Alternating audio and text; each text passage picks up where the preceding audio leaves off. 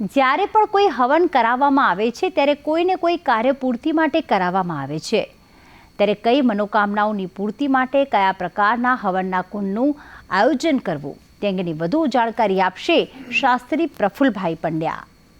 તન્મે મનઃ શિવ સંકલ્પમસ્તુ. જય ભગવાન. મિત્રો, હું છું પ્રફુલભાઈ પંડ્યા. ભક્તિ સંદેશ કાર્યક્રમની અંદર આપનું સ્વાગત છે. મિત્રો, આજે ખાસ કરીને હું કુંડ વિશેની જાણકારી આપીશ. ઘણી વખત આપણે જોઈએ છીએ તો કોઈ યજ્ઞની અંદર મોટો યજ્ઞ સારા હોય ત્યારે વૈદિક મંત્રોચ્ચારણ સાથે પંડિતજી જ્યારે આહુતિ આપતા હોય ત્યારે અલગ અલગ ડિઝાઇનના આપણને કુંડ જોવા મળે, જેમાં ગોળ કુંડ હોય, ક્યાંક ચતુરસ્ત્ર ચોરસ કુંડ હોય, ક્યાંક કમલ આકારનો કુંડ હોય, ક્યાંક ત્રિકોણ કુંડ હોય. તો આવા અલગ અલગ કુંડ જે હોય તો એ કુંડનું શાસ્ત્રમાં પ્રમાણ શું છે અને એ કુંડનું બનાવવાની પાછળ એનાથી ફાયદો શું થાય છે અને કેવા કાર્યો માટે કેવો કુંડ બનાવવો જોઈએ તે જ બધી જાણકારી આજના કાર્યક્રમમાં હું તમને આપું છું. અને શાસ્ત્રમાં એનું પ્રમાણ લખેલું છે. પહેલો કુંડ ખાસ કરીને આપણે બધાએ જ્યાં પણ યજ્ઞ હોય ત્યાં આપણને ખબર છે ચોરસ કુંડ હોય. તો શાસ્ત્રમાં એવું લખ્યું છે, સર્વસિદ્ધિ કરમ કુંડમ, સર્વસિદ્ધિ કરમ કુંડમ ચતુરસ્ત્ર મુદાહતમ પુત્ર પદમ યોનિકુંડમ મર્દેન્દ્ર વામભમ શુભમ શુભપ્રદમ. એવું કહેવાય છે કે સર્વસિદ્ધિ કરમ કુંડમ ચતુરસ્ત્ર મુદાહતમ. મુદાહતમ એટલે કે ચતુરસ્ત્ર એટલે કે જે ચોરસ કુંડ હોય તે કુંડની અંદર આહુતિ સર્વસિદ્ધિ. એવું કહેવાય છે કે કાર્યને સિદ્ધ કરવા માટે, કોઈ તમારું કાર્ય હોય, કાર્ય અટકી જતું હોય, કાર્ય સિદ્ધ ન થતું હોય તો પોતાના કાર્યને સિદ્ધ કરવા માટે આ કુંડની રચના કરવામાં આવે છે, જેને કહેવાય ચતુરસ્ત્ર એટલે કે ચોરસ કુંડ છે.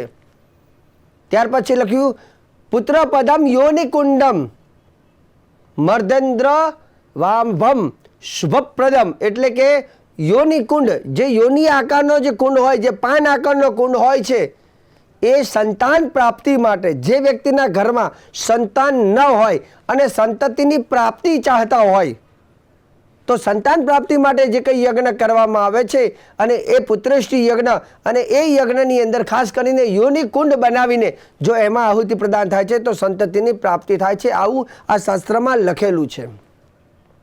ત્યાર પછી લખ્યું છે શાસ્ત્રની અંદર શત્રુ રક્ષા કરમ તૃતીયમ, શત્રુ રક્ષા કરમ તૃતીયમ વર્તુલમ શાંતિ કર્મણી એટલે કે અર્ધચંદ્ર આકૃતિનો જે કુંડ હોય, અર્ધચંદ્ર આકૃતિ એટલે જે ચંદ્રમાં જેમ આપણે જોઈએ છીએ તો ખાસ કરીને ચંદ્રમામાં પણ પૂનમનો ચંદ્ર આખો હોય, પણ પૂનમ પછી આપણે જોઈએ છીએ કે ચંદ્ર ધીરે ધીરે ધીરે અડધો થઈ જાય છે. તો અર્ધચંદ્ર જે ભગવાન શિવજીના મસ્તક ઉપર આપણે જોઈએ છીએ અર્ધચંદ્ર છે, તો અર્ધચંદ્ર વાળો કુંડ કદાચ આકૃતિ હોય તો તે કુંડ કલ્યાણકારી, મતલબ કોઈ વ્યક્તિનું કલ્યાણ ઈચ્છતા હોય, પોતાનું કલ્યાણ, સમાજનું કલ્યાણ, અને કેવલ કોઈ અપેક્ષા ના હોય, કેવલ કલ્યાણની ભાવના હોય કે ભાઈ સારું થાય, ખાલી આટલું જ કરવાની ઈચ્છા હોય તો અર્ધચંદ્ર આકૃતિનો કુંડ શુભ પરિણામ આપે છે.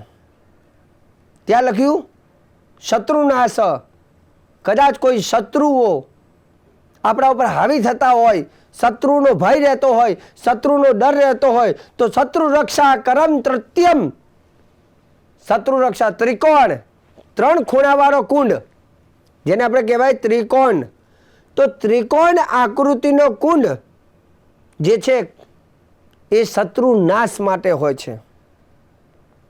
ઘણી વખત આપણે મંગલ ભગવાનનો નંગ તમે જોશો તો ત્રિકોણમાં હશે, તો એવો ત્રિકોણ આકૃતિ વાળો જો કદાચ કુંડ હોય તો એવું કહેવાય છે કે એ કુંડમાં આહુતિ આપવાથી શત્રુનાશ, શત્રુ ક્ષય કરમ તૃતીયમ વર્તુલમ શાંતિ કર્મણી. શત્રુનાશ અને શત્રુની શાંતિ માટે આ ત્રિકોણનો કુંડનું જરૂર પડે છે. આગળ લખ્યું છે પછી શાંતિ કર્મ. શાંતિ કર્મ એટલે કોઈ હવન વગેરે તમે કરતા હોય તો ખાસ કરી વર્તુલમ, વર્તુલ કહેતા ગોળ, શાંતિ કર્મ માટે વર્તુલમ શાંતિ કર્મણી એ વર્તુલ આકારનો કુંડ શુભ પરિણામ આપે છે. ત્યાર પછી આવે છે ષડસ્ત્રમ એટલે ષટકોણ ટાઈપનો કુંડ, જે તંત્ર પ્રયોગ માટે કોઈ તંત્ર મંત્ર મેલી વસ્તુ જે કોઈ પ્રયોગ કરતા હોય ને તો એમાં કુંડ ખાસ કરીને ષડત્રમ એટલે કે ષટકોણ આકારનો કુંડ એની અંદર ઉપયોગ કરવામાં આવે છે. હું નથી કહેતો શાસ્ત્રમાં લખ્યું છે, હું અને શાસ્ત્ર સિવાય હું વાત કરતો નથી. તો લખ્યું છે છેદ મારયો ષષ્ઠમ ષડસ્ત્રમ પદ્મ સન્નિભમ.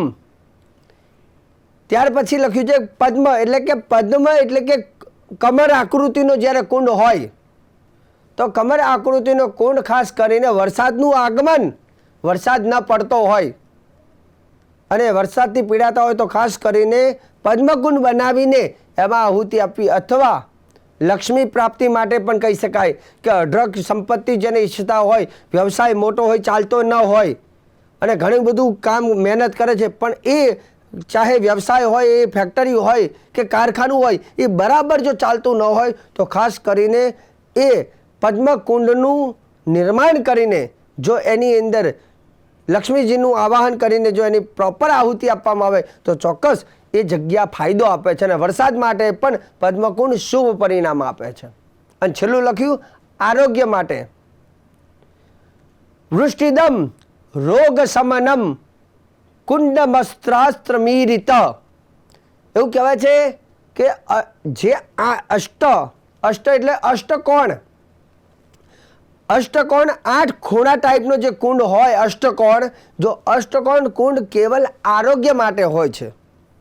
જે લોકોના ઘરમાં બહુ બીમારી રહેતી હોય, ઘરમાંથી બીમારી નીકળતી ન હોય અને ઘરમાં એકથી એક મહારોગ આવતા હોય તો રોગનાશક પ્રયોગ કરવો અને વિદ્વાન બ્રાહ્મણોની સહાયથી આ રીતની કુંડની રચના કરી અને પ્રોપર જો એની આહુતિ પૂજા વગેરે કરવામાં આવે છે તો આ કુંડમાં આહુતિ આપવાથી એવું કહેવાય છે અષ્ટાસ્ત્ર કુંડ એટલે કે અષ્ટકોણવાળા કુંડથી મનુષ્યનું આરોગ્ય સુખાકારી રહે છે. આવું પ્રમાણ આપણા શાસ્ત્રમાં આપેલું છે અને હું હંમેશા જ્યારે વાત કરીશ ત્યારે હું મારી વાત નથી કરતો.